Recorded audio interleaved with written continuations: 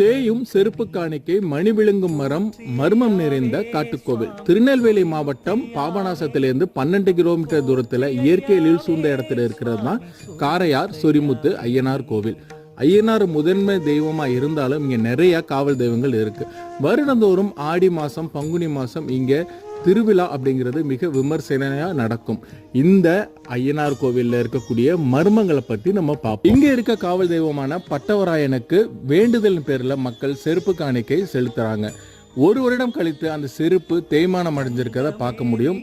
பட்டவராயன் இரவில உலா வர்றாரு, நம்மளோட வேண்டுதலை நிறைவேற்றுறார் அப்படிங்கிறது இந்த மக்களுடைய நம்பிக்கை. அது மட்டும் இல்லாம இங்க இருக்கக்கூடிய பழமையான இலுப்பை மரத்துல மக்கள் வேண்டுதலுக்காக மணி கட்டும் பொழுது நாளடைவில் அந்த மணி மரத்துக்குள்ள புதைஞ்சு போறது ஒரு அதிசயமான விஷயம். இந்த பொதிகை மலைக்கு அகத்தியர் வந்த பொழுது வழிபட்ட லிங்கமும் இங்கதான் இருக்கு. இதே மாதிரி சுவாரஸ்யமான விஷயங்களுக்கு தொடர்ந்து எங்களோட இணைஞ்சிருங்க.